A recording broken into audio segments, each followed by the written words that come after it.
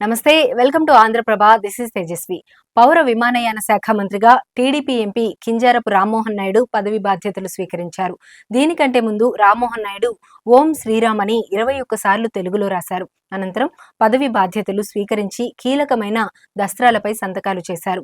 ఈ కార్యక్రమం ఢిల్లీలోని రాజీవ్ గాంధీ భవన్ లో జరిగింది. ఇందుకు సంబంధించిన వీడియో సోషల్ మీడియాలో వైరల్ అవుతోంది. సామాన్య ప్రయాణికుల కోసం ఈజ్ ఆఫ్ ఫ్లయింగ్ పై దృష్టి పెడతామని వివరించారు. సమర్థ నాయకత్వం ఎలా ఉండాలనేది చంద్రబాబు నుంచి నేర్చుకున్నానని ఆయన అన్నారు.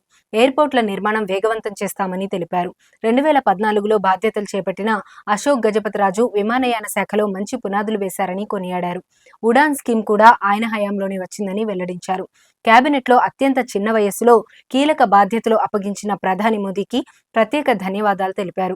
యువతపై ప్రధానికి ఉన్న నమ్మకం ఏంటో అర్థమవుతుందని పేర్కొన్నారు. 100 రోజుల ప్రణాళిక తయారు చేసి దాన్ని అమల్లోకి తీసుకొస్తామని వెల్లడించారు. సాంకేతికత వినియోగంతో పౌర విమానయానాన్ని మరింత ముందుకు తీసుకెళ్తానని స్పష్టం చేశారు.